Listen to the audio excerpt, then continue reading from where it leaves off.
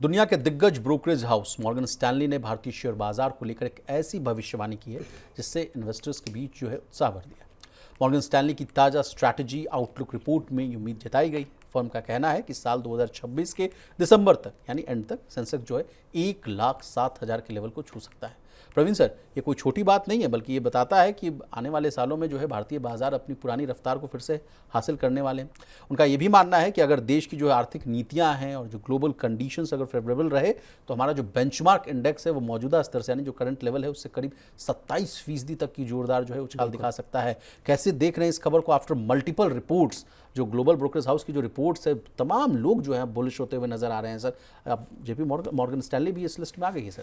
नहीं, देखिए, ये रिपोर्ट मॉर्गन स्टैनली की रिपोर्ट कम से कम इन्वेस्टर्स के लिए जो शेयर बाजार में पैसा लगाते हैं या जिन्होंने लगा रखा है और इस वक्त बड़ी परेशानी से गुजर रहे हैं कि साहब पिछले 1.5 साल से लगभग एकदम मार्केट का हाल ठंडा पड़ा हुआ, पैसा कमाने का मौका नहीं मिल रहा है। पहले जहां पैसा लगाते थे वहां पैसा बन जाता था, अब जहां पैसा लगा रहे हैं वहां लॉस हो रहा है। तो ऐसे लोगों के लिए ये रिपोर्ट एक बड़ी राहत की सांस दे रही, क्योंकि इधर पिछले अगर आप कुछ वक्त में देखेंगे तो अनसर्टेनिटी बहुत तेजी से बढ़ी है ग्लोबल लेवल पे। अलग अलग रिपोर्ट्स, अलग अलग एनालिस्ट, इकोनॉमिस्ट बार बार इस बात को कह रहे हैं कि आगे कुछ खतरनाक हो सकता है, ग्लोबल रिसेशन आ सकता है, दुनिया भर की इकोनॉमीज के सामने परेशानी आ सकती है। कहीं एआई का इश्यू है, कहीं ग्लोबल कॉन्फ्लिक्ट अलग अलग दुनिया भर में अलग अलग जगहों पे चल रहे हैं।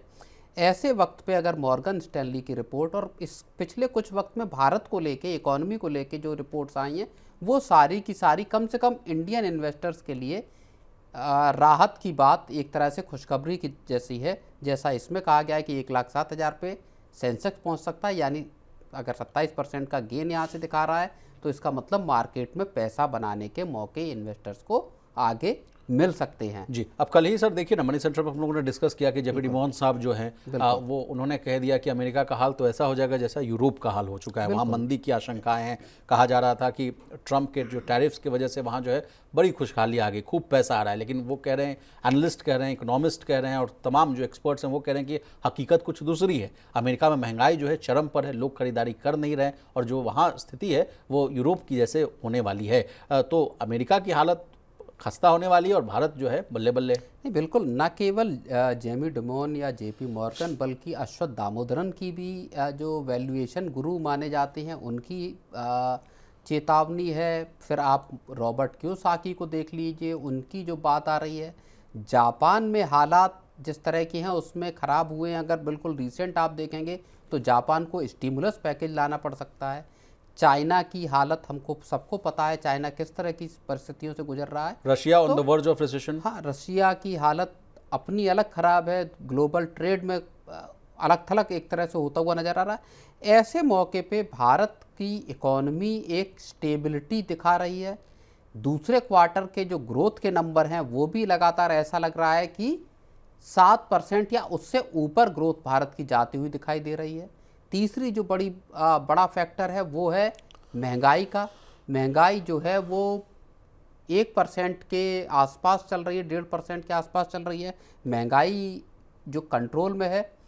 ये तमाम चीज़ें जो हैं वो भारत को, और S&P की भी अभी रिपोर्ट आई थी जिसमें कहा गया था कि भारत जो है वो ग्लोबल जो ग्रोथ है उसमें भारत की जो 6.5%, 7% की रेट से भारत ग्रोथ कर सकता है। तो दुनिया भर में भारत एक स्टेबल, एक रेजिलिएंट इकोनॉमी के तौर पे उभर कर सामने आ रहा है। ग्लोबल ग्रोथ की आपने बात छेड़ दी सर, तो 3 से 3.25 के बीच में वो फंसता हुआ दिख रहा है और भारत की बात की जाए तो 6.5 से 7, 7.5 की भी बात कही जा रही है सर। लेकिन इसमें जोखिम क्या है इस रिपोर्ट में, उस पर भी चर्चा करना बहुत ज़रूरी है सर।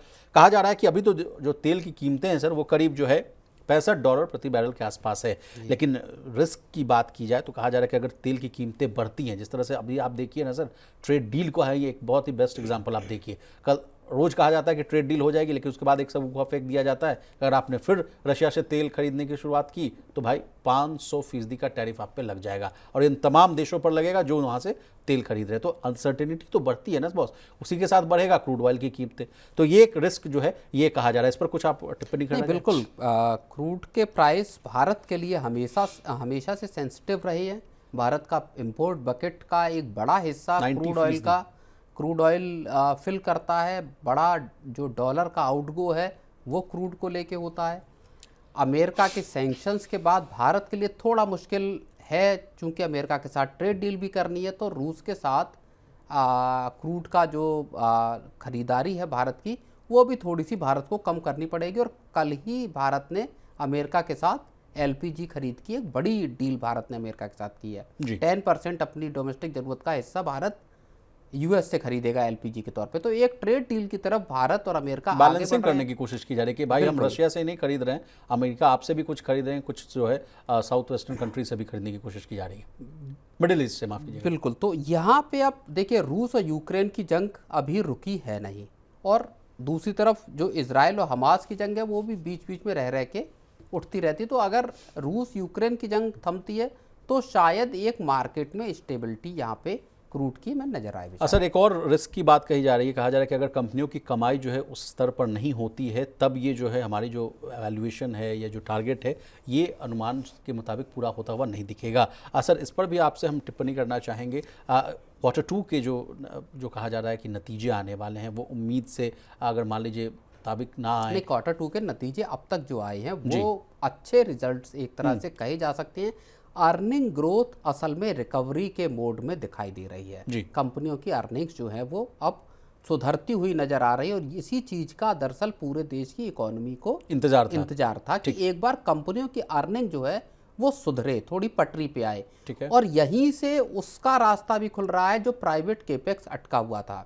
एक सुधार वहां पे भी अब हम देख रहे हैं, जहाँ पे कंपनी जो अपने पास प्रॉफिट आ रहा है, अपने पास जो कैश रिजर्व है, उसको री इन्वेस्ट कर रही है, उसको आप एक एसेट बिल्डिंग में लगा रहे हैं, जहाँ पे रोजगार क्रिएट होंगे, जहाँ पे और ग्रोथ के मौके पैदा होंगे। लेकिन सर, व्हाट अबाउट वैल्यूएशंस को लेकर भी बहुत जो है चिंताएं रहती हैं। तमाम जो है ग्लोबल ब्रोकर्स हाउस की रिपोर्ट आती है। कंसर्न एक बहुत बड़ा एआई का भी है ग्लोबल मार्केट से साथ साथ, न केवल अमेरिकन मार्केट्स के लिए बल्कि इंडिया के लिए भी एआई क्या एक बड़ा खतरा बन सकता है, ये भी एक रिस्क है पूरी दुनिया के सामने, और भारत उसमें शामिल है। विशाल।